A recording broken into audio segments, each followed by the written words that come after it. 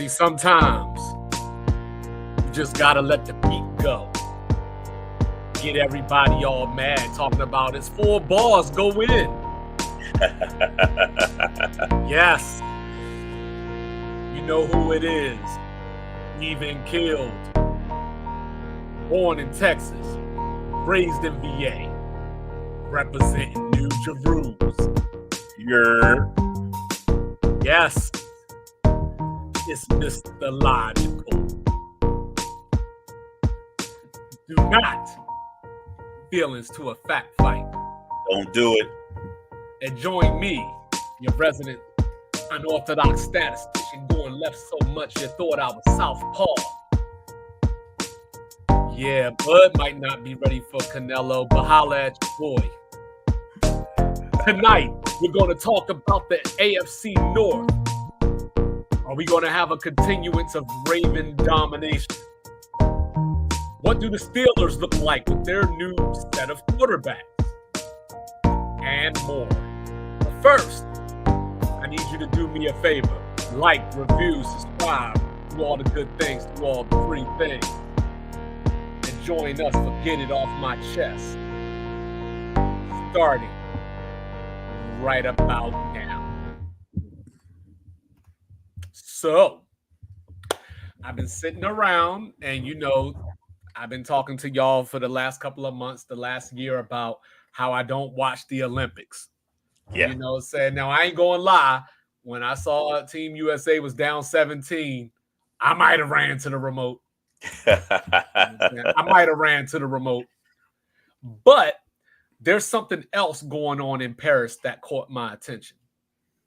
So there's a great young woman, 27 years old, representing the United States and Black America in a way that we should be represented. Listen up closely, Vice President Harris.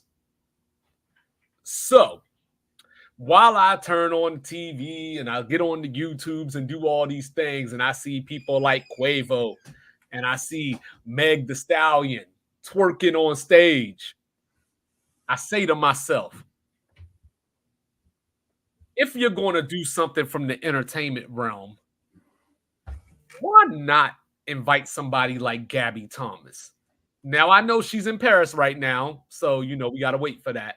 But I'm just trying to put that into the universe. 27 years old, graduated from Harvard in 2019 with a bachelor's degree. You know what her major was, Mr. Logical? I'm imagining engineering. Neurobiology and global health. Oh, my neurobiology and global health. Yes. And then, so in between that, she's winning a bronze medal. She's winning a silver medal. Then she comes back, gets her master's degree in epidemiology at the University of Texas Health Center over in H-Town. So salute to Gabby Thomas, because on top of all that, she finally got her gold medal this week. Finally got her gold medal. So even before this Olympics, she already earned a gold medal in life.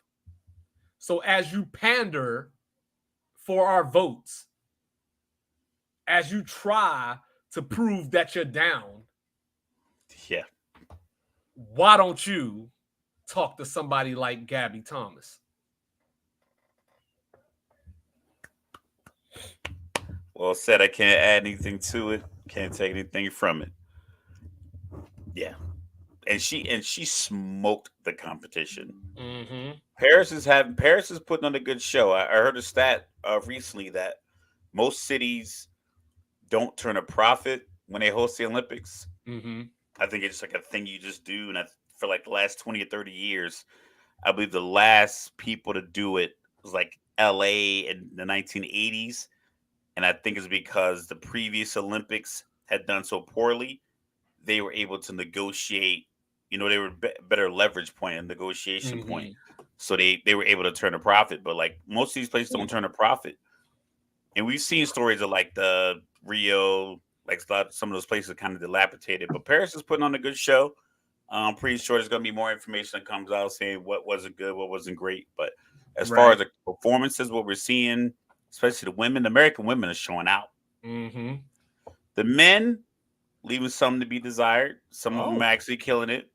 okay. So that leads to my get off my chest. All right. Few months back, right? Maybe it was last year. Noah Lyles uttered the just fabulous, question. World champion of what? And I get it. I get it as someone as he competes on the world stage and he's looking around and he's seeing different countries being represented and he's like, we're out here competing against different countries. His reference was to regard the NBA calling themselves a world champion. Well, then he goes out there in the 100. We knew all the pressure was on, and I think he embraces that pressure because ultimately his career as a sprinter is a very short shelf life. Mm-hmm. Right now, there's a 17-year-old somewhere in America that in 3 years, 3.5 years, is going to be faster than him as Noah Lyles. I believe he's in his early 20s. So as he gets closer to 30, there's a kid out there right now, probably from Texas, that's going to be faster than him in 3.5 years. So his Olympic moment is now. So he took advantage of it with the world championships and all the limelight kind of being focused on him in the build up to the Olympics. He took it on his chest. And then he goes out in the 200 today and he wins bronze. Rumor has it he had COVID. He got diagnosed a couple of days ago. I saw him earlier in the broadcast with the mask on. So I'm going to say this. I'm glad he talked his talk before he won any medals. I applaud him for that. It's something about these guys from Virginia, we'll get into it more later, that you just can't hold us down. Win or lose, we're gonna talk our shit, but we're gonna talk it early. We not front runners. We're gonna let you know off the rip. This is how we feel, and Mm. we're gonna ride or die with it. So I'm gonna applaud him for that. Because I was talking to my father earlier. I'm like, listen, I play, video games online. I'm playing with Utah. I was there for 8 years, one of my favorite places to be. So I'm playing a guy who has Ohio State. The game is in flux. I get the ball back. I think I'm down maybe a field goal, something like that. End of the game. He gets the interception, and all of a sudden he wants to start talking. I'm like, you weren't saying anything before you got the pick with a minute and a half left. Now you can just run the clock out. You were quiet this whole game because you thought that you were just going to run through the situation. So talk that talk from the beginning. Get your Mm-hmm. Kanye on. Kanye was talking like this before he had a deal. Like he was standing on the desk talking about I'm gonna be this way. So I applaud Noah Lyles for that. He's gonna get a lot of social media heat, but because the sport that he participates in, it's gonna fade. Football's gonna start here in the next couple of weeks, and it'll be like this meme. Maybe it'll last a couple of weeks. So I'm glad he talked his talk. I'm glad he went out there and performed. Still coming home with 2 medals. I couldn't do 200 meters in 19 seconds on a bike, so I can't even like get out there in front. Like I can go out there and beat him. At no point in my life ever have I ever moved that quickly, ever. And I've run from bullets, and I didn't run that fast. So I applaud him for being able to do that. If he was really sick, it looked like he was laboring in the last like 80 meters. He didn't look as comfortable in the last 20 or 30 meters as he did in 100. In the last 80 is in the 200. So before everybody starts sharing the memes and piling on and creating the reels and everything else, remember this guy went out there, fulfilled his Olympic dream. He talked his talk. He walked the walk, and he came up shorter than what you expected for the talk. But for me, you talked the talk up front and you backed it up as best you could in the condition that you're given. We That's went all right. second and You got third a in the goal. 200. He got a goal, still title fastest man in the world right now. So shout out to Noah Lyles, shout out to Alexander, Virginia, DMV. We in the building. So that's what I wanted to say for my get off my chest. Noah Lyles, the world champion. And all I heard in that whole thing was Virginia ain't like Ohio, those front runners. LeBron, Steph. Anyway, you know what I'm saying? Like, so here we Where's Aaron are. Rodgers from? He's a Cali boy. We've been doing these division previews for the last month or so. and we finally made it to the end. And boy, oh boy, did we save the best for last. We didn't even We do it on have for purpose. you the Yeah, we didn't even. AFC North. It wasn't even on purpose. It just seemed to work out that way, like as we were having our conversations. Yeah, it just happened that way. And of course, next week, we'll be getting into our college football thing, saying. So last year, the Baltimore Ravens, 13-4. And the crazy thing about being 13-4 is 2 of their losses were to the Steelers, 1 to the Browns, and an overtime loss to the Colts, meaning 3 out of their 4 losses were in this AFC North. And oh, by the way, the AFC North, no team under 500 last year. That includes the Bengals without Joe Flacco. It's so funny how we say that. The Bengals, like I can't Joe say Burrow. Bengals too often. Baltimore, it was their first division title since 2019. Since they hired John Harbaugh back in 2008, they have the 4th best record in the NFL. I say all that to say they got some things that I'm concerned about, but I'm still picking them to win this division. What Makes say sense. you, Mr. Logical? I think, like I said, I believe the Ravens have, like you said, the purple rain. They added the big piece this offseason, Derrick Henry. You still got Lamar. They lost some coordinators who went on to get better jobs. You got the head coach in Seattle, and I believe Jim Harbaugh took another defensive piece to Michigan and then brought him out to the Chargers. So I think when you're a successful team, you're used to losing pieces. But we can go all the way back to, like I said, when they left Cleveland and they were used to be the Browns and now they're the Ravens. They've been a hard-hitting defense the entire time. So they lose players. Like I said, they tend to have backups that look like the starters. Like if you're starting linebacker 6'2", 240, the backup is 6'2", 238. Like they have the pieces to just basically plug and play. You stick to the scheme, you get to these spots. You still have Roquan Smith that guys on that team believe he is their version of Ray Lewis. I think Lamar, even though I don't think he's that pinpoint of a passer. I understand he's accurate, but I still believe in a game where he simply has to just throw you down the field. I'm not sure. I think he can hit open targets. I think he's downfield accuracy is dope because they tend to get wide receivers that create space down the field, or they hit the tight end, which even the tight end is covered because they're 6'4", 6'5", 260.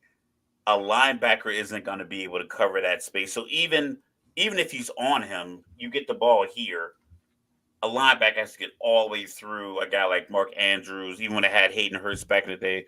So I believe he benefits from the scheme. But the thing I like about that is that the team builds their scheme, gets their players, and their philosophy is built around the players that they have.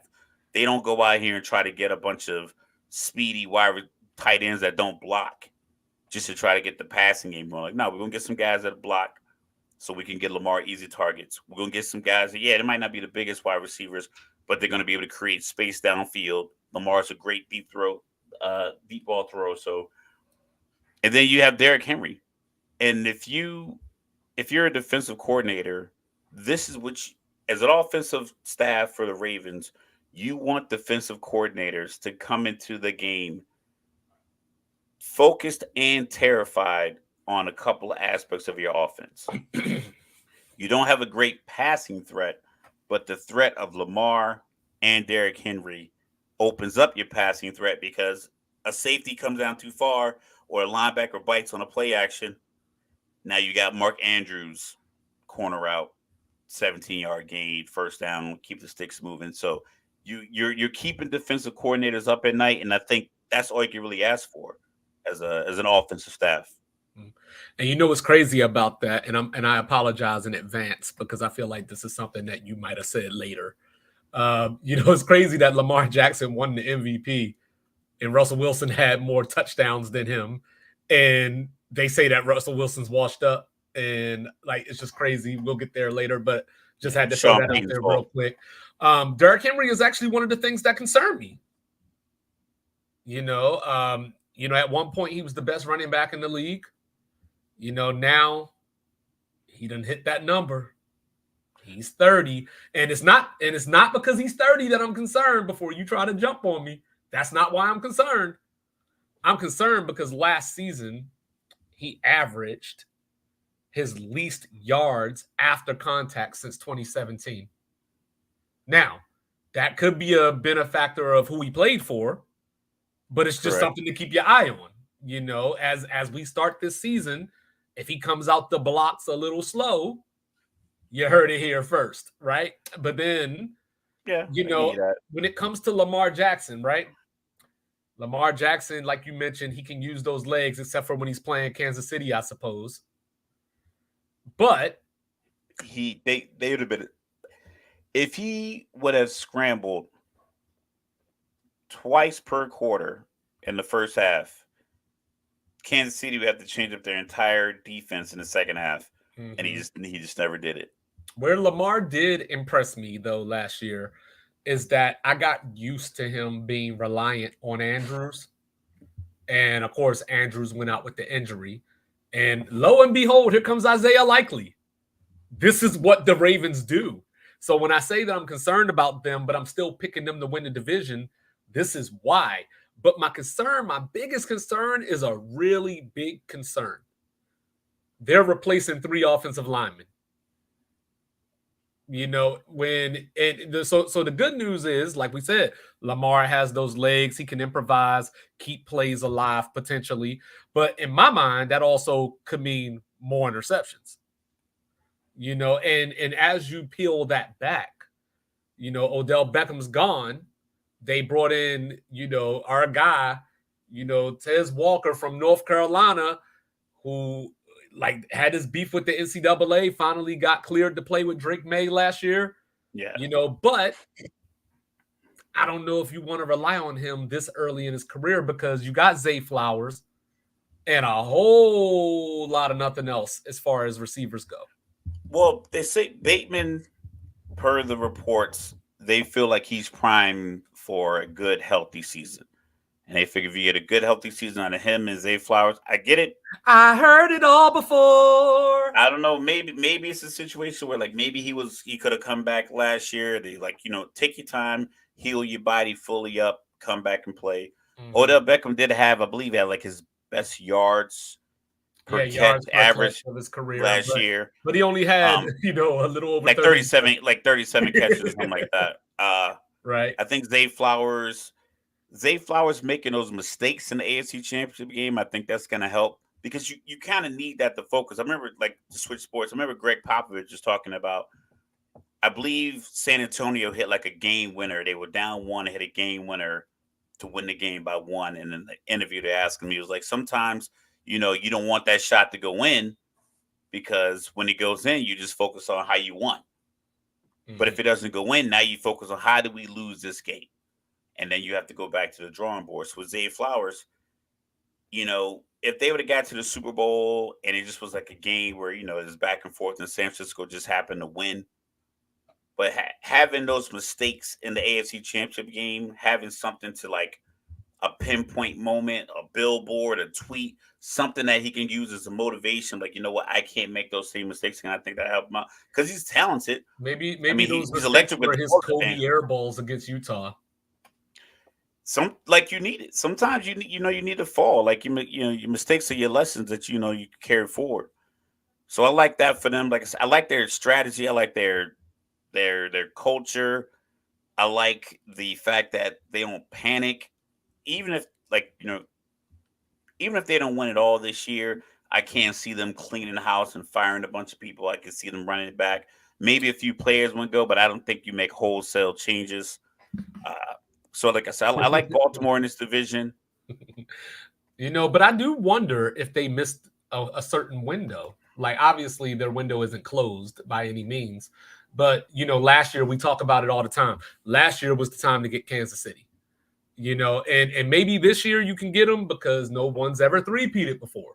So maybe True. history is against them. Maybe there's a certain fatigue. I'm not sure about that, but maybe there's a certain fatigue that But comes along.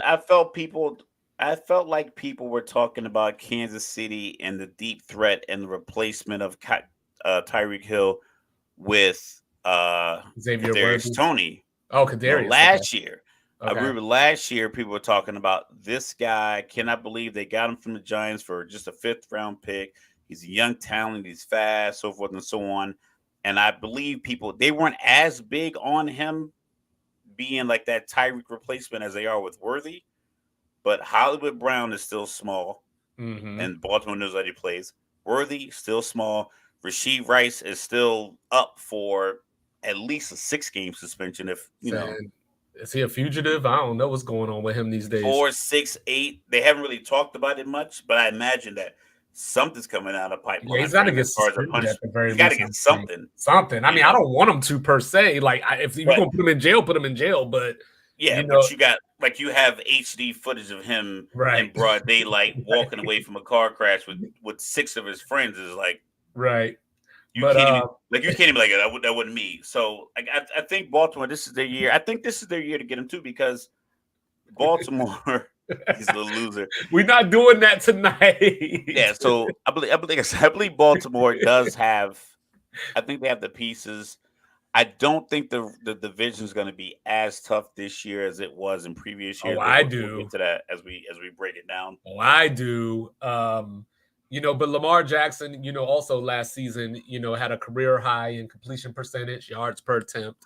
So, even with all that, the lack of receiver or whatever, he seems to get things done. But the problem with Lamar Jackson is not September through December.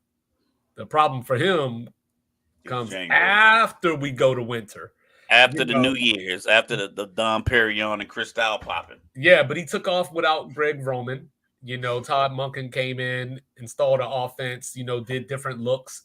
Sometimes he had a wide out running back, that would confuse the defense, throw the defense off a little bit. Greg Roman was more of your vanilla, more of your vanilla, just line up and play football, line up and run the ball, but with Derek, Smash mouth. yeah, smash mouth football. Baltimore did lose Patrick Queen, and they lost him to the rival Steelers. So you never want to go that route. That was a strange move. I don't know how they didn't bring him back, but maybe it's also part of that philosophy. Like, yo, we can plug and play. We can get. Mm-hmm. And I mean, and as another long guy as they against have 100 Roquan tackles. Smith, they'll be fine. I believe they still have Humphrey. They did lose Jadeveon Clowney. Now that one I'm a little more concerned about than Patrick Queen. Baltimore did, like I mentioned the other day, they led the league in sacks, takeaways. First team to do that. There was one more stat, but first team to do that like ever. First team defense and lead and like sacks and takeaways or something like that. Like number one overall defense. Like so that's allowed. why I'm concerned, because looking at this team last year. Now, pardon me for a second. You know what I'm saying? I don't want to do the hyperbole thing, but Baltimore was in my mind, they were literally Lamar Jackson having a brain fart away from being one of the best teams of all time. So that's what they lost last year, that I don't know if they can get back this year with the things that they did lose. Like I mentioned, the 3 offensive linemen. Well, they're gonna run the ball, so I think I know, but they really like to run the ball. I think getting them downhill will then set up the passing. And you gotta get Keaton Mitchell some touches. He came in the game last year, some game breaker stuff going on. He was a rookie, but Gus Edwards is in LA now. J.K. Dobbins is with him, but it don't matter because Dobbins didn't play anyway. So the Ravens still, they have a lot to build on. So, I think that as I look at the Ravens, it's not even a question of them. It's just that this division is so good that I can't imagine you're going to go 13-4 again.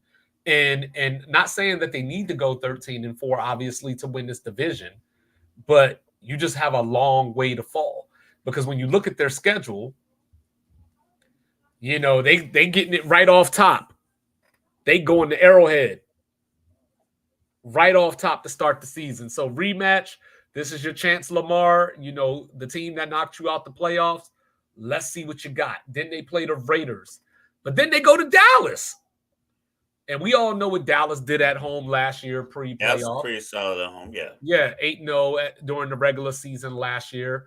You know, they get Buffalo the week after that and then go to Cincinnati. I mean, I'm not going crazy, but in a some kind of multiverse, I can see the Ravens being 3-2, you know, 2-3 possibly. You know, all it takes is a bounce, you know, and then they get a little easier, you know, Washington and Tampa, but then they go to Cleveland after that. So, you know, it gets easier, but not necessarily too much easier. They get a Cincinnati, Pittsburgh back to back. And then after the Pittsburgh, they go back to LA and then come home for Philadelphia. So that could be a loss. One of those could be a scheduled loss, as Max Kellerman would say, where you just look at the schedule, you're going across the country, but then you're coming home. So you feel good about it until you see Philadelphia across And the they have field. a very late bye week. Their bye week's week 14. Right. And this So is they a have a team, nice little gauntlet and then the bye week. and the Ravens are a team that they don't win the injury lottery very much. You know, they seem to always have somebody major go down. But they win the toughness lottery, and I think that's They the do win difference. that. Because if you look at the gambling odds, most NFL games are the team that's favored to win. It's like 3.5. It's 1.5, 3.5, 5.5. Most games aren't really predicted to be blowouts. There's been a few, and every time that happens, it seems like it doesn't come to fruition. Like the Chiefs favored by 14 over the Raiders, and the Raiders end up winning 20-17 or something crazy like that. And you know, so when I'm looking at their schedule, you know, it gets real interesting after the bye week because they close with 2 home games and a road game. The 2 home games are Pittsburgh and Cleveland, and then the road game is at Houston. So the Baltimore has a road to navigate that, say, the Bengals don't have. Yeah, the Bengals, like we looked at strength of schedule. Right now it goes Ravens, It was Pittsburgh, Browns first, Ravens, Steelers, Ravens, Steelers, 1, 2, 1, 2, 3. and 3. Mhm. Cincinnati 16. Yeah, But that's because they got the 4-place schedule and they're gonna get a couple of cupcake games. That they as of right now, based off of past performances, those are cupcake games. But you never know what those teams look like going into 2024. well, Cincinnati won, you know, that lottery like you're talking about with the schedule, you know, because they have no reason, you know, outside of their early season struggles. They seem to always struggle early. Last year, Joe Burrow had the calf injury in training camp, came out a little slow, little sluggish. You know, then they went on the road, beat San Francisco, you know, contributing to that 3-game losing streak that the 49ers had before the bye week. And then lo and behold, Joe Burrow gets hurt on a Thursday night against Baltimore. So, you know, but Jake Browning came in, you know, played relatively well considering that he had never had an NFL pass in his career. You know, and like I said, they finished over 500, 9-8. You know, they pulled a Mike Tomlin, if you will. You know, so when you look at it, you know, Cincinnati has a proven toughness. I mean, they just went to the Super Bowl 2 years ago, but the problem is that their leader can't be on the field. You know, and the good news for Cincinnati is that they don't necessarily have to rely on Burrow because if we go back and remember when they beat Kansas City in the playoffs, their defense did it. You know, they won a game where Joe Burrow got sacked 9 times. You know what I'm saying? So, but they don't have Jesse Bates anymore, of course. He's in Atlanta as of in last year. Atlanta doing his You thing. know, they did All bring pro safety. Yeah, they did bring Von Bell back. They already lost Geno Sample for the season, or Cam Sample for the season. They already lost him for the season. You know, my guy Jermaine Pratt is a factor. So what I was thinking about with Cincinnati, because I was trying to do this in a way of what do I like, what don't I like? You know, so I'm not a big Joe Mixon fan, but I feel like Joe Mixon is a Bengal from the standpoint of he did what was necessary for that team. Correct. So now that they bring Zach Moss in, you just wonder. Like, I think Zach Moss is probably quicker than Mixon. He's shiftier. So he might add an element to their offense that they don't have. But are you bringing in the same guy, but one guy is just better at being that guy? Like, is Maybe, Mixon better for the Bengals than Zach Moss is? maybe. That's, yeah, that's the only piece. Because I like Cincinnati. I think they're a good team. I do feel that I don't want to say Joe Burrow's overrated, but what I believe is that the NFL and people who talk football, they are inundated and locked in with this whole if you don't have a guy at quarterback, you can't win.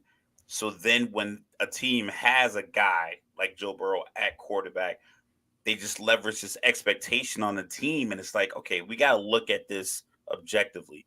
Justin Herbert is a guy that people keep throwing in Mm-hmm. to the top Mm-hmm. 6, the top 7. Same thing with Joe Burrow. 2 coaches been fired because of Justin Herbert and his lack of wins, like his lack of playmaking and the call. Like I said, you can complain about the 4th and 2 call, but Yeah, you know that's what's why he coming got in. fired. You got like your quarterback got to make the play. If he makes the play, does that make 4th and 2 and you convert in the game's over? Did that make Staley a better coach or Herbert making I the don't know. play? Remember when we had that long 2-hour argument about Baltimore going for the 4th down against Buffalo? Because I didn't like the explanation for the reason why they went for it. That was the coach's explanation didn't make any sense to me. He was basically afraid that Baltimore was going to come down and score a touchdown. I'm like, so either way, you need to be up at least 4, no matter what. If you felt like they were going to score a touchdown, it's like you needed to go up points. Just go up points and try to defend. But with Joe Burrow, I just feel like because he has that relationship with Jamar Chase and T. Higgins, they have the weapons, they have the offensive minded head coach. That there's just and they had the Super Bowl run, they had a great run, but you said one game he got sacked 9 times. Mm-hmm. This is a guy who struggles with staying healthy for the whole season, and in their best season, they shouldn't have gotten out of that first round game because they gave up 9 sacks. Tannehill just threw a very bad pick at the 5-yard line. Right. He just threw it into his zone. He throws he doesn't throw that pick. They don't even make their playoff run. And the defense ended every single one of those games with an interception. Mm-hmm. And then the defense made the play, obviously, in Kansas City to get the Came back interception from against. 21-3. Yeah, to get the interception. So, like I said, I understand you got to have a guy at the quarterback position, and Joe Burrow is that guy. But I don't believe that he is like the force multiplier that people believe that he is, even for the Bengals. Yeah, he's had 2 seasons of 10 games. One of those was the rookie year, but Cincinnati has other losses that I don't like. I don't like DJ Reader losing him to Detroit. I think that's going to show up bigger than people think. Their defense last year gave up the most 20-yard passes of any team in the league. But where I think one of their biggest losses might be, and this is probably one of those 2-5 moments, You might be on something. I think one of their biggest losses is Tyler Boyd, because we know that it's all about Jamar Chase, T. Higgins on the outside, and the attention that they draw, the attention that they command. But I also think that having a slot receiver like Tyler Boyd, who just knows how to play football, knows where the sticks are, he's important to that offense enough that I think Cincinnati might feel losing him. Now, does that mean that they're going to be, a bottom 10 offense? Not at all. But when you combine that with losing Joe Mixon, I wonder, if they're, say, closer to 20 than they are to 15. Well, that's where you hope a guy like Joe Burrow can be your quote unquote force multiplier by get somebody else in the slot. Because if you look on the outside, I'm a defensive coordinator. I got Jamar Chase. I got T. Higgins. No matter who's in the backfield, Cincinnati could come out and throw 60 passes if they want to. I'm pretty sure it wouldn't bother Joe Burrow to throw that many passes. So you have to defend those 2 guys. I think anybody, competent in the slot, that can work the middle of the field, Mm-hmm. Joe Burrow's going to get it to him because it's not like the passing game is going to be so prolific that the guy in the slot is going to get a nickel corner on him or a dime corner. He's not going to get one of your better defenders just because you have to match up with the two guys on the outside. They also throw a lot of passes to the tight end. So the slot guy, whoever you get in there, just make sure he can run those kinds of routes effectively. And I think Joe Burrow is going to put it on you. But that's where you hope he can make you get your team to succeed in that regard. But once again, it's availability. That's your best ability, Right. availability. And I do like the Sheldon Rankins pickup. I do like the Chris Jenkins draft pick out of Michigan.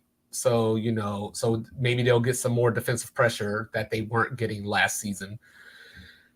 So I wonder, though, one of the things that I wonder about is how much of an offensive coordinator was Brian Callahan? Like, was it the Zach Taylor show where Andy Reid style, he's the focal point of it, or was Brian Callahan a big part of it? Because I know they have Dan Pitcher as their offensive coordinator who has been on their coaching staff for the last 9 years. He's been the quarterback coach the last 3 or 4 years. So you would like to think that there's some continuity there, but I guess it just depends on how much How did Kellen Moore look Zach in the Taylor has on Chargers? that offense. How did Kellen Moore look when he was OC of the Chargers? Oh, Kellen Moore. Well, I mean, yeah, Justin Herbert wasn't there.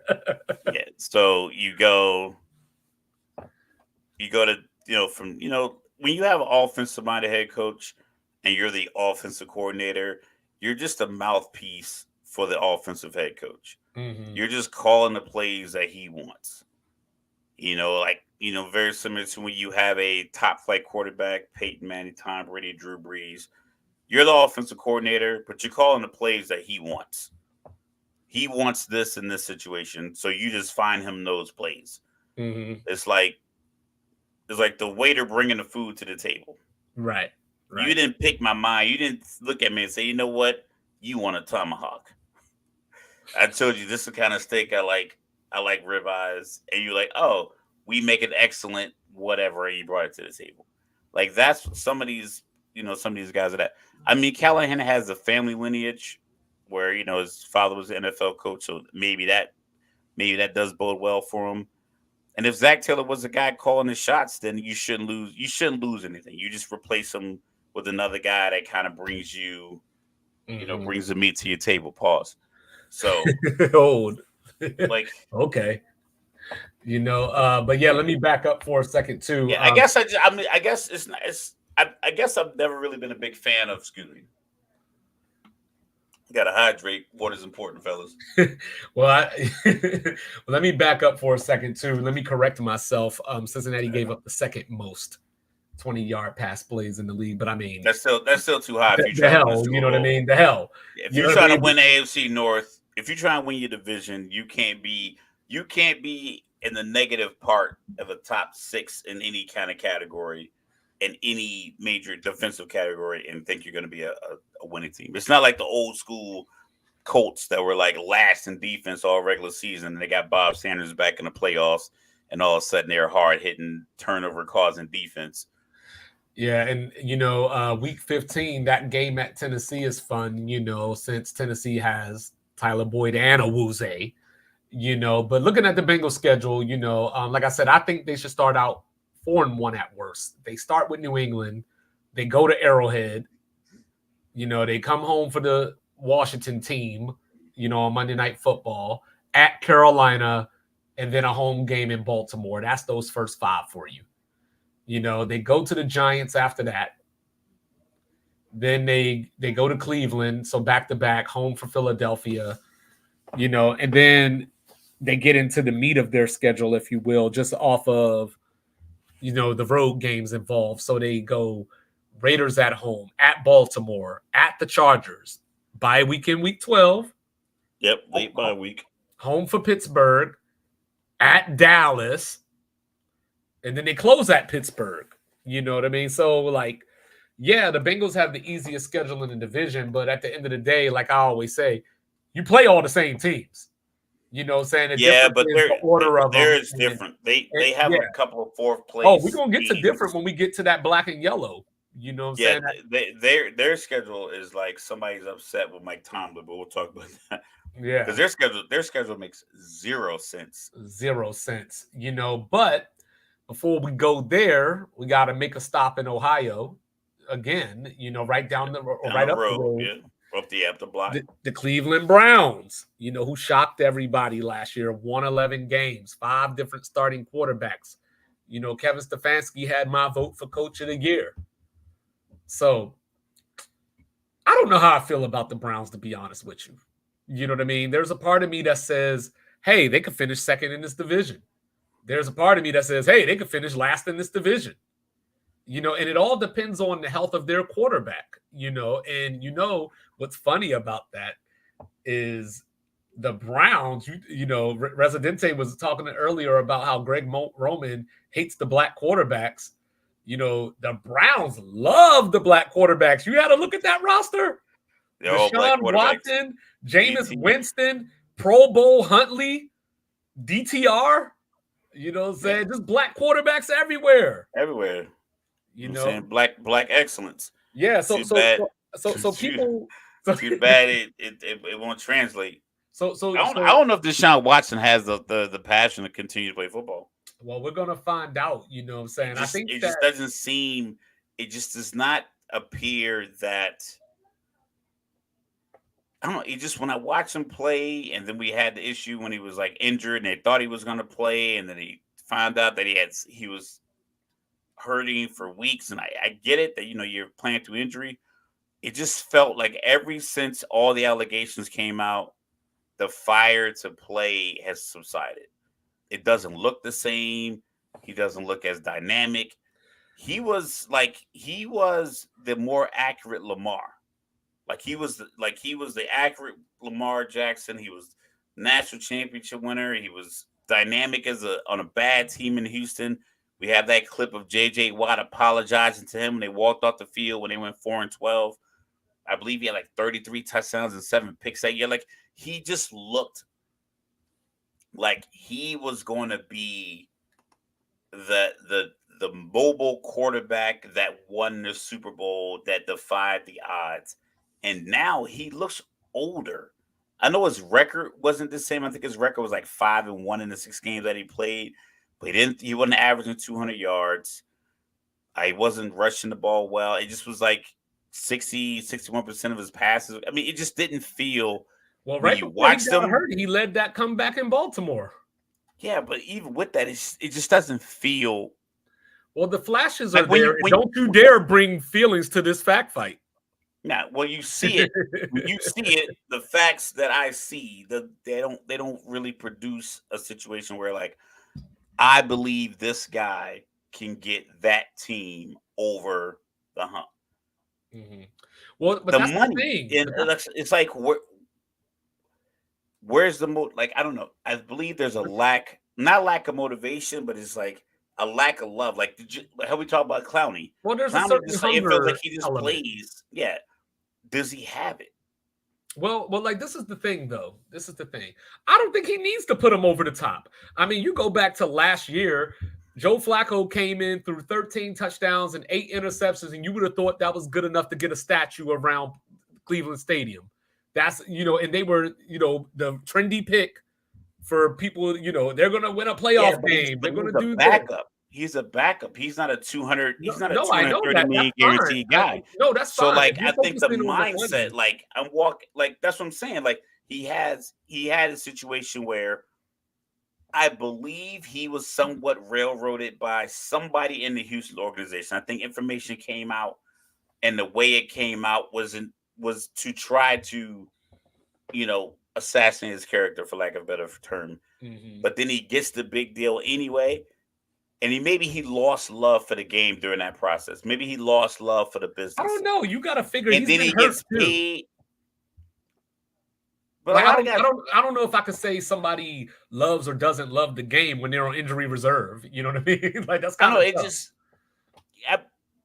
But the performance when he was healthy, Well, when you he got came you got to back remember, healthy right? He came back on a from a good year team. off. They He came out came there, back they from, won 11-6, right? well, So that was he's on last a year, good but I'm team. talking about the year before too. He came back from a year-long hiatus, and it was actually longer than that because he was suspended for the first 12 games. So, he only played 5 games. He played well, relatively speaking, for somebody that had that long of a layoff. Coming into last year, yeah, a little more hopes. Like, hey, you got the money now, you got the rust out the way. Let's see what you got. Started off slow. You remember the Monday night game, the 5 turnovers against Pittsburgh. Correct. But like I said, like right before the injury, they came back from 13 down at Baltimore.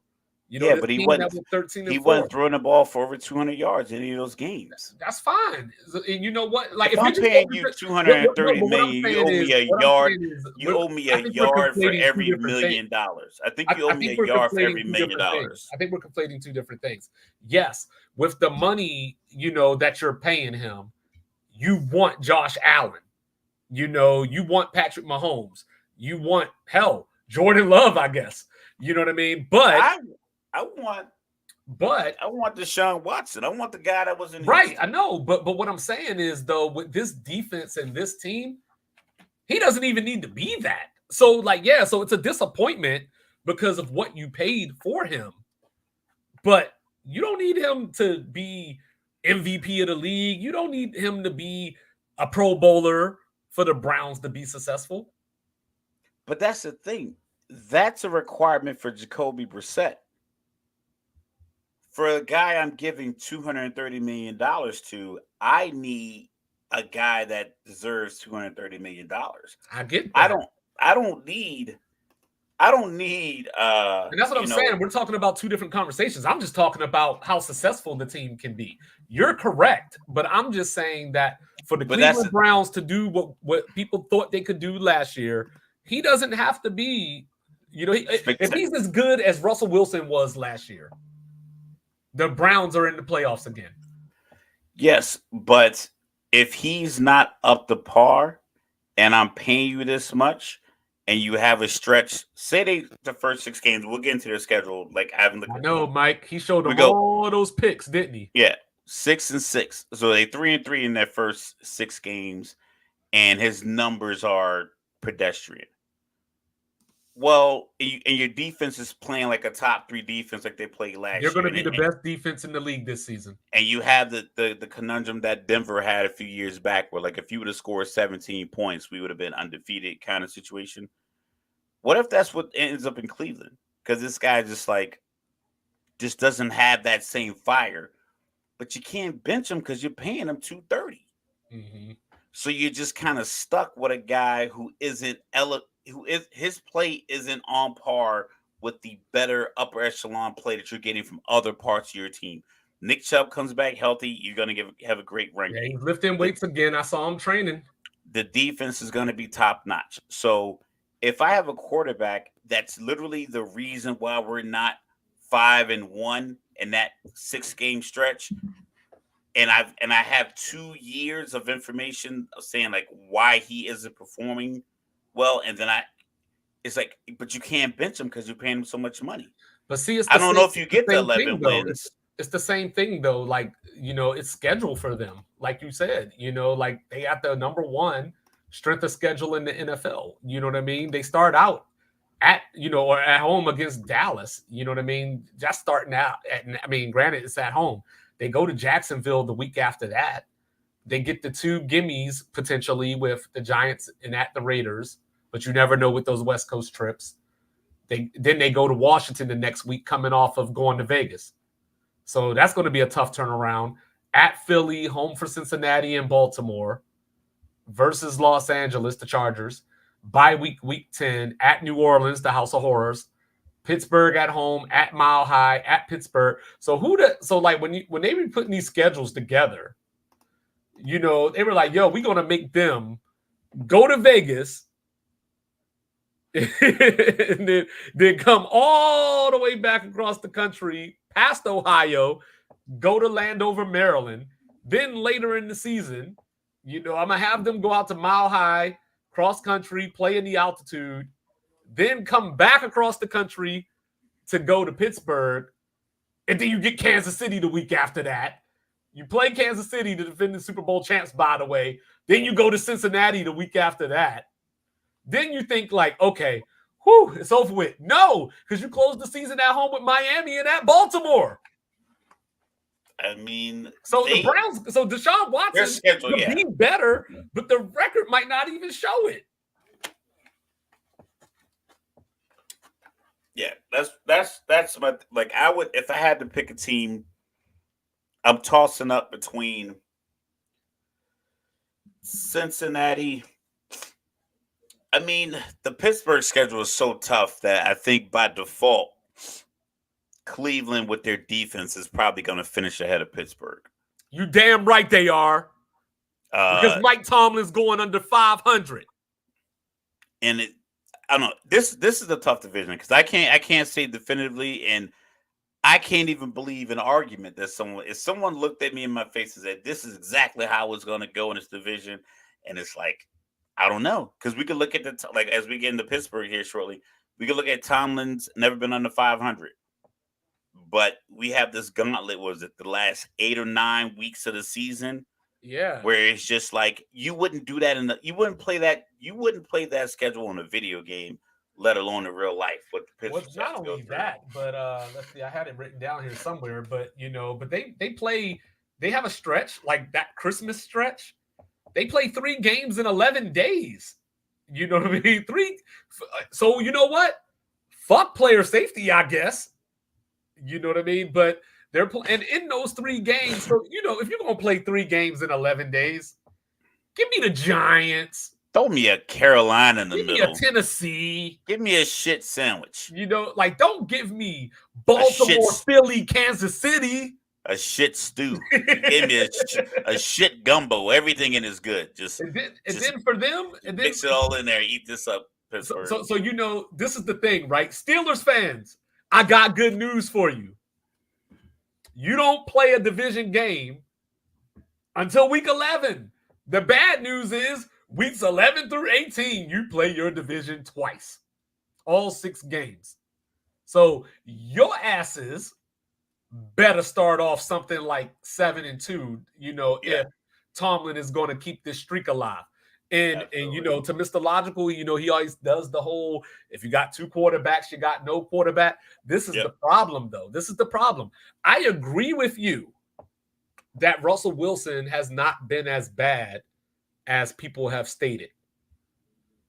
But if you're going to bring somebody like Arthur Smith in to be your offensive coordinator, I might feel better with Justin Fields at quarterback. Well, I don't feel good at all with Arthur Smith. The quotation left in my mouth from Atlanta and his decision making. And it wasn't even like just the play calling. It was a couple of like 4th down calls. I think it was a game against New Orleans where, like you saw, he could have called a timeout and said, listen, offensive line, can we get 1 yard? We're at home. He didn't make that call. So hopefully Tomlin has full control of that process. We talked about Najee Harris and Warren having damn near 2,000 yards between the 2 of them. Very sneaky 1,000 yards. Oh, I love Jalen Warren. I mean, you got at Atlanta Arthur Smith coming back, so maybe that's like his revenge game. He gets off the floor. But the Justin Fields, Russell Wilson, I didn't understand the move. It's akin to how I feel about the Kirk Cousins, Michael Penix moves in Atlanta. It's like, I understand that you need a quality quarterback. I'm just, as a person who's watched football, and I've, granted, watched it and I've been a fan, I don't understand the decision making. Why would you bring in? You had a starter that you drafted in the 1st round, Kenny Pickett. Then you bring in Russell Wilson. Granted, it's a great deal. I understand that piece because it's a great deal. You know why?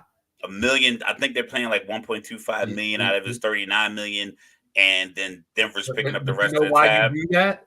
Because when you line up Justin Fields and Cordero, aka Corduroy Patterson, on your kickoff team, you know what I'm saying? Like, that's the illest kickoff duo in NFL history. Yeah, but I mean, that's only, you get 3 or 4 of those a game tops. Hey, all it takes is 1. I mean, what you gonna get 28 You points out know, of that? Probably not. so like in your mind, right? In your mind, for a quarterback, let's just say I don't want to say skill level, but let's just say a quarterback that has the potential that Justin Fields has. Now we know what he can do running the ball. What would you want if you were his coach? What would you aim for his touchdown to interception ratio to be?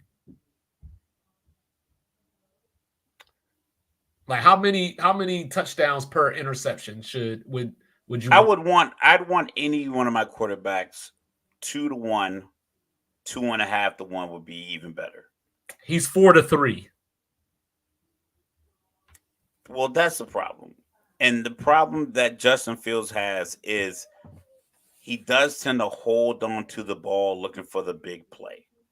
And I don't know if that's the product of Matt Eberflus not being able to like articulate, like, listen, this is how the offense goes, or the fact that he was such a big play guy in college. His last couple years at Ohio State, between him, Olave, like just the big plays that he was making with that, that core wide receiver group, I felt like he brought that same long ball expectation to the NFL, and he just keeps doing it. Like, yo, just take the check down, get your feet in order, take the check down. That's why like he runs so much, because he holds the ball and he wants to make the big run play. And then you're running into people. It's just you're putting yourself in harm's way when the ball will always travel faster than you can run. Well, it's going to be interesting because they drafted Roman Wilson out of Michigan. Because Deontay Johnson is in Carolina now. Correct. George Pickens is a guy who I think has a lot of potential. He has a lot of talent, but the problem is that he got that AB attitude without that type of production, and that's fine if you ain't going to give his effort. attitude. But be Randy Moss. I think it might be the quarterback they had last year was trash can. Kenny Pickett was not good with the ball in his hand. He was not a good decision maker. He was not good at those guys were open more often than he was to run the ball. Like, I get it that like it takes time and timing and playing quarterback is difficult, but he was not effective at all at the quarterback position. Now you got guys out there, you're making them block hard as hell on all these run plays you're calling because the quarterback can't throw the ball. You're throwing a bunch of screen passes, they're blocking. So now when I get my post route or I get my go route or I get my in cut route and I'm open and you don't throw me the ball, it's like, get this bum out of here. Did you bring up blocking? Is that what you just said? Did you just say the word blocking? Yeah, absolutely. Yeah, so here's another reason that Mike Tomlin ain't going over 500 this year. Rookie left tackle, rookie center, second year right tackle. So you better play Justin Fields. Here's Arthur Smith. Here's some data about your guy, Art. Yeah, my guy, Art. Yeah, your guy, Art. You know what I'm saying? So I'm gonna take out, like these are when I looked at his career. I'm listening. I just got to grab a charge real quick. When I looked at his career, I wanted to look at the non-Derrick Henry years, if you will, because then you got like, you got Henry BC and you got Henry AD. So we're gonna look at the AD, right? 2021. This is his time with the Falcons, of course. They were 26th in points, 31st in rushing, 16th in passing. The next year, 15th in points, 3rd in rushing, 31st in passing. How many teams are in the NFL again? Last year, 26th in points, 9th in rushing, 22nd in passing. So basically, no Derrick Henry, whole lot of mid. So as we peel it back, you got Najee Harris, you got Jalen Warren, pretty good running backs, good for 1,000 yards, Najee. You got Pickens, but what are you going to get out of Pickens? He's already at training camp acting an ass. You know what I mean? And then like I said, you got no other real receivers, that you can depend on. I'm sure someone will emerge, but you don't have I think the Brandon Ayuk deal is supposed to pop off, right? I know that was in shambles. Maybe if Brandon Ayuk, and hold on, let's go to Brandon Ayuk for a quick second too. You know what I'm saying? Because I keep hearing this point about facilitate to get him where he wants to go. Right. No, no. Like, I want the best deal for me. I'm a businessman. You know what I mean? Like, it's Yeah, just but like, he holds the cards because he can say he won't sign an extension. that's fine. You know what I So mean? that Then you the don't go other team, nowhere. Then you don't go nowhere. You sit your ass on the bench or you come out here and you produce. And yeah, then next year, hasta la vista, baby. like think about this. We've been in the military. We did our time. Think about the flight chief you had. Your hours are the same. You work 7 to 4. You work in 6 to 6. You work in whatever your hours are. If you have to come to work and it's somebody that's in your building that's just miserable all the time, or they make your life miserable, or you see the schedule and you're like, oh, I don't want to be on day shift because my chief is always in the room just trying to make, and then they get that job at the group and people just come to work with a little bit more pep. We still working 12s, but so and so's gone. I don't have to answer to her. I don't have to answer to him. It just makes it different. Brandon, he didn't really have a lot of leverage. I don't know how a team that was basically you block Chris Jones better, you win the Super Bowl. Or even if Joey Bosa or Nick Bosa stays home, you win the Super Bowl. Are in this kind of shambles in the offseason. I So love how, like, every time you confuse the Bosas. I do because they both. Nick I is think the they one both in make San this. Francisco. They both make the same mistake. They both would have been Yeah, always down the line, crashing hard, getting Nick that. is, you know what? That's too close to saying that word. The one Yeah, that starts with an N is in San yeah, Francisco. yeah. The other California brother is Chasing Joey. chasing the red jersey like a MAGA hat. Yeah, you But know, yeah. So, but Brandon, I don't understand. I think whatever leverage he did have, he applied it. But I, San that's Francisco's what point of I'm view, I saying. get Your it. ass gonna end They up in not Carolina. they're paying. They're gonna pay Brock Purdy at least 50 million. Even if he gives him a team friendly deal, he goes some 10-year, $500 million deal like Mahomes did. They're paying him. They're gonna break bread off of him. They're probably gonna have to redo Kittle's deal. All these other guys are gonna get money, and Right, he does lift right out. right. I would just I don't know if I would have taken Pittsburgh because Pittsburgh quarterback situation is unsure because first of all, more than likely, even with the tough schedule, the Pittsburgh Steelers are gonna get you somewhere between 7 and 10, 8 and 9. That gets you Oh, what happened to 17. this guy from No, no, VA? no, no, no, no, no. I'm just saying, like, just worst case scenario. More likely they're going to be somewhere in that space. The draft pick you get maybe at 7 and 10, your top 11 or 12, but even then you're not getting another quarterback.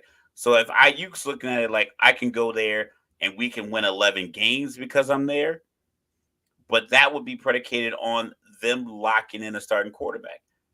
Luckily for anyone who's a Pittsburgh fan, if Russell Wilson gets benched, he won't make it a headache for anybody else. He'll collect this 38 million from Denver, and he'll help Justin Fields play as best he can. So I I don't think it'd be a Cam Newton situation because we talk about Cam. Cam wasn't really wired to be a backup. Like he had to be the guy, and we saw it in those when he was in New England and then when he went back to Carolina. It's like he has to be the man. I'm not sure if Russell has to be the man in that same regard. So I think he could help Justin if he's not the starter.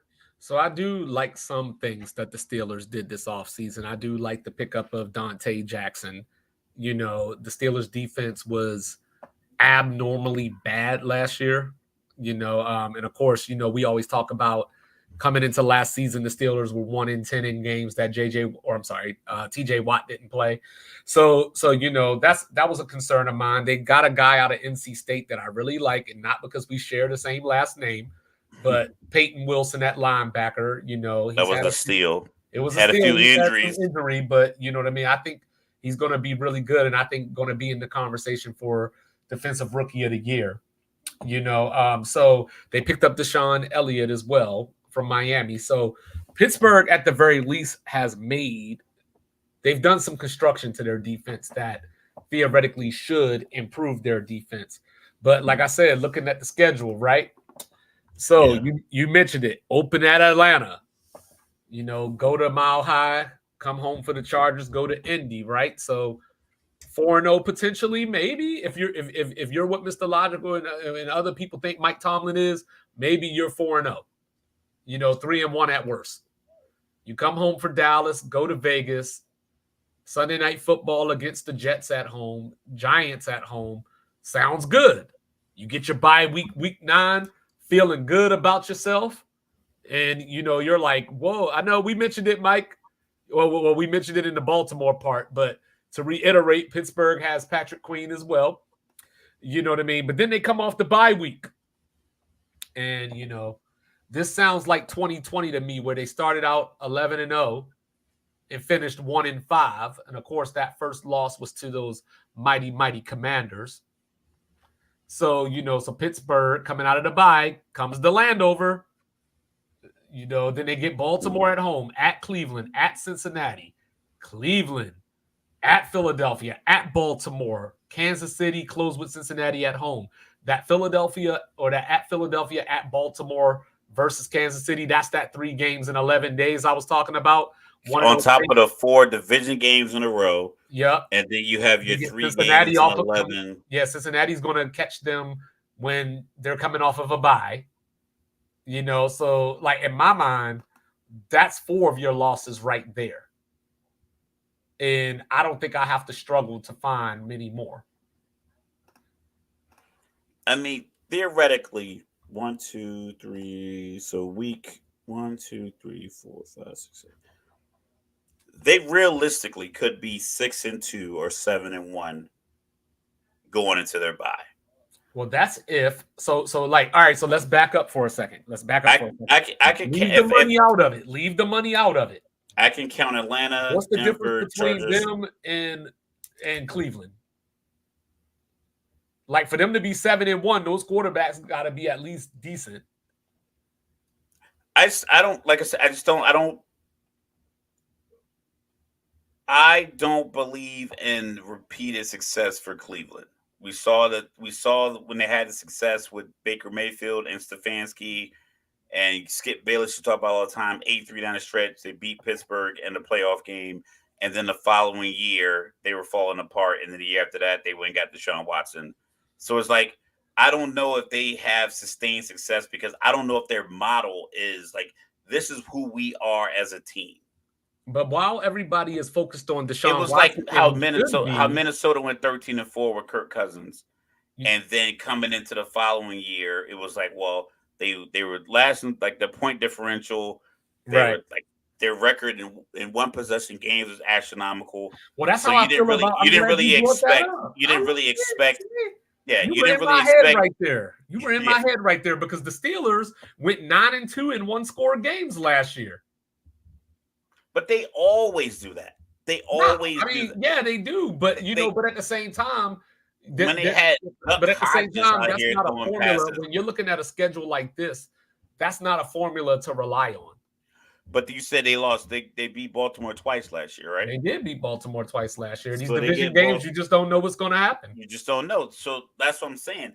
I think in their first 8 weeks, they can be one of the top teams in the AFC as far as record. I don't know about the points and everything else, but I think as far as what their defense can provide and Atlanta has a new quarterback coming off injury. Denver has Jarrett Stidham as their number 1 starter in their depth chart right now. So I got them 3 at the bye week. Who are their 3 losses to? The 3 losses are Dallas. I think they lose that. Basically, I think they're going to go on a 3-game losing streak. They're going to lose to Dallas. They're going to lose on the road trip to Vegas, and then they're going to lose to the Jets. I'm going to say no to that. And the reason I'm saying that, this is what Pittsburgh is faced with. You got a tough defensive team that you got to face a team, Atlanta, Denver, both new quarterbacks. The Chargers, a quarterback that the head coach won't let it rip. It's going to be very probably vanilla. Indianapolis, young quarterback, rookie got injured in the first 3 games, coming back, so he's essentially a rookie quarterback. Dallas, you got Dak at home, or is it no? They got Yes, or at that home Sunday night football. Dallas is coming to Pittsburgh. I think Yeah, that could be a loss. Sunday night football. Vegas, are you worried about Aiden O'Connell or Gardner Minshew making the great play at the end of the game to keep the Raiders in the game? Probably Nope, not. but I this is think the NFL. but I think yeah, in the NFL, I think one of those two guys throws the game away. Yeah, like I always keep saying, we said all that until Carolina beat Houston last year. Yeah, I'm not Like saying this that. happened. I'm not saying it's not going to happen. But in that same sense, for Pittsburgh, them beating Baltimore and Cincinnati and Cleveland in that stretch could also happen. I'm just looking at just a defensive team going up against new quarterbacks or quarterbacks coming off injuries for new teams. The Jets, Aaron Rodgers, new quarterback Yeah, coming but off an Aaron Rodgers injury. is like 5, 6 games in. Oh, I did it. I didn't mean to say yeah, but I meant to say yeah, Yes, and saying Aaron Rodgers is 4 or 5 games in it, or 6 games, or actually that'll be game 7. that'll be So game 7. so he'll be But worked let's out take it. by then. Well, how about his last 23 games where he hadn't thrown for over 300 yards? See, that's the thing So you keep focusing on. Like I'm these, just a saying, lot of like, these how dudes does a don't have to guy? throw for 300 yards to You win these don't get games. better at 40 though. But you don't need He's gotten more arrogant. You don't need 300 yards to But win. but he's gotten more Like, arrogant. is Russell Wilson since going to then. get you 300 passing yards every week? Probably a couple of times. You know He's what I'm got saying? you. First of all, he stayed on the field. He's there, and he's not a distraction your entire offseason. Knock on wood. He's not a distraction your entire offseason. I think it boils down to we have stats, we have all this information, but I think ultimately stability is the thing that the reason that we feel the AFC North has so many quality teams because they have staples of just solid play. Cleveland's going to play great defense up front. They're going to run the ball hard. Baltimore is going to play just unbelievable lights out defense, and they're going to be dynamic in the run game, and they're going to make splash plays in the pass game. If that doesn't always work, you might lose a game here or there. But we know when Baltimore gets off the bus from their hotel to your stadium, you know you're not going to get a game where they only score 3 points because they're not focused. Mm-hmm. Cincinnati is a toss up because everything kind of goes with Burrow, and I think Burrow's energy matches the team like that bravado and that cockiness. I like that for them, but that's what you're going to get from them. And like I said, and with Pittsburgh, you're going to get sound defense. You're going to get disciplined defense. You're going to get, 3rd and 8. We're not moving the ball. Let's run this draw play. If it pops for 9 yards, we'll take it. If not, we'll punt it and play good defense. So you know what you're going to get every single week from Pittsburgh. So that's why I like it. We have a little technical difficulty. Mike will be back in a second. So he talked about the stretch where they could lose 3 or 4 games in a row. I don't believe that's the case. I just think that I have a little bit more faith in Mike Tomlin, I believe, because he was able to get this done with guys like Doug Hodges. Mitchell Trubisky played a couple of games and won. We all saw Kenny Pickett out there with the gloves on just be mediocre, and they still get wins. Najee Harris and Jalen Warren got you almost 2,000 yards. So I think with a capable position at quarterback, like I said, no matter who starts, I think Russell Wilson gets you the yards, gets you the wins, gets you stability that you need, and then Justin Fields gets you that extra gear that you need from the quarterback position. I have a lot of faith in Pittsburgh in this regard, but it's going to be tough. This division is tough. That final 8-game stretch is tough as well. So if you as a prognosticator said, "Hey, I got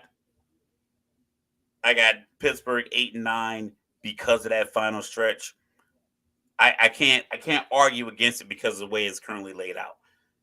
But as I look at their first 8 games, I just see a lot of instability at the quarterback position for those teams. Aaron Rodgers could be rolling by then, Daniel Jones could be rolling, or Daniel Jones could be getting benched for Drew Lock by then. So that's the thing. I don't see a lot of locked in stability from the quarterback positions in those first 8 games. That's why it would give me uh, optimism if I'm in the building. Like if we can come out of this stretch 6-2, 7-1, I think that's realistic. I don't see 3 losses unless it's just a bad game. I can see the Chargers and Dallas, but if they get through the Chargers, I just don't see the Jets or Giants beating them in Pittsburgh. So I like I said, 6-2, seven and I one mean, after the hell, first I eight saw games. I saw the Patriots go in there on a Thursday night and win in Pittsburgh. But that was Kenny Pickett. I know, but I'm just No, no, saying, no, no, like no. these That things wasn't even happen. Pickett. That was Trubisky. I But think these that was a things, the Trubisky point game. is that these things happen.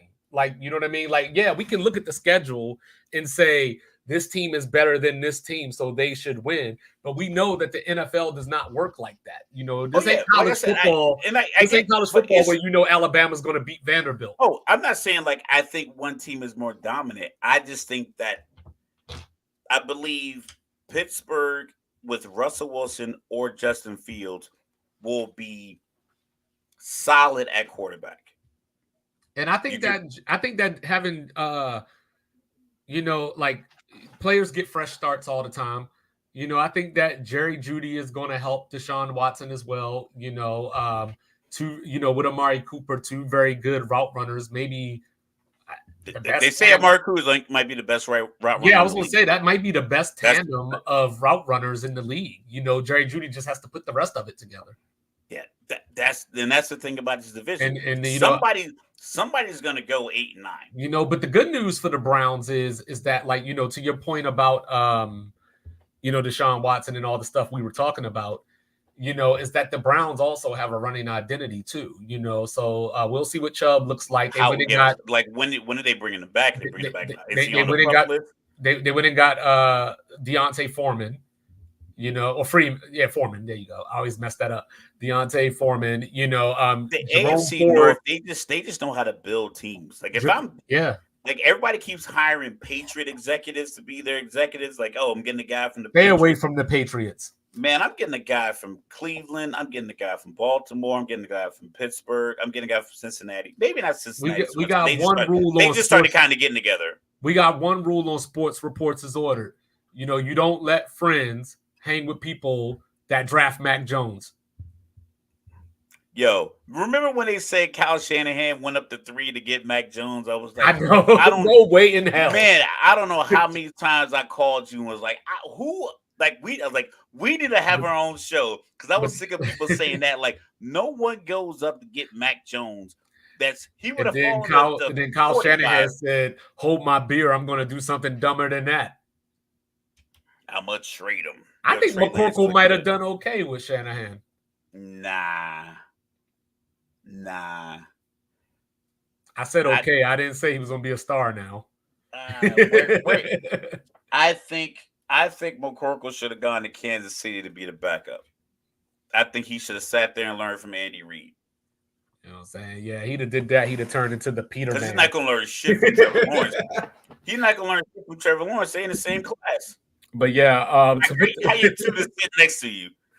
Like you just got the same lesson I did. How you know more than me?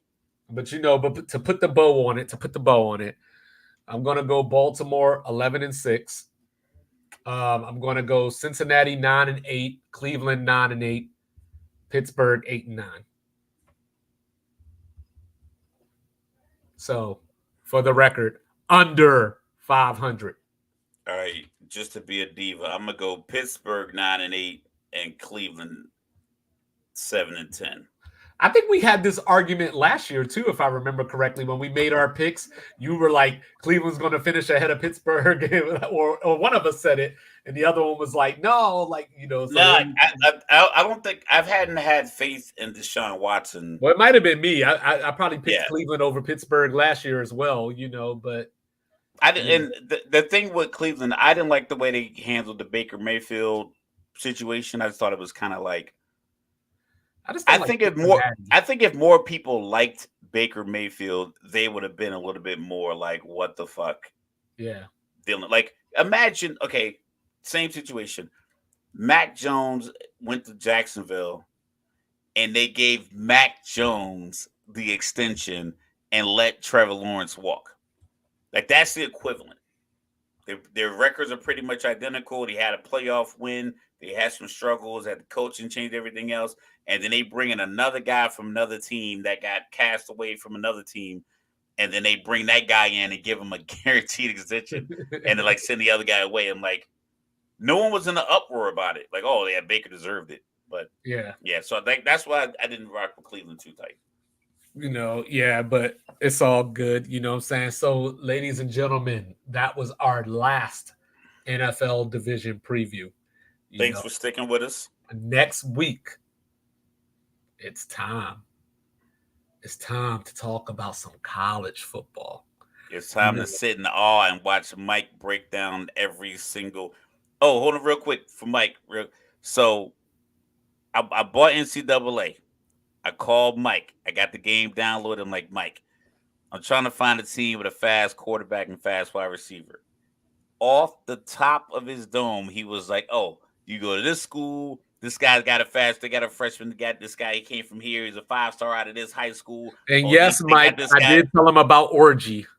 Yo, literally off the top of his dome. And Rachel was like, I bet you Mike would know. I'm like, let's see. And he literally, I was like flipping through the teams as he was saying it. He was like, oh yeah, Toledo's got a guy. I'm like, how do you know about Toledo? But like legitimately, so Mike's gonna be in his bag. Mike's gonna be in his bag next week, and I'm gonna just be talking about Utah. So we will be back Monday. We will be back Monday with our ACC preview, just to get that thing started, you know what I'm saying? And then of course, get it off my chest, all that kind of stuff like that. Appreciate you, Mike.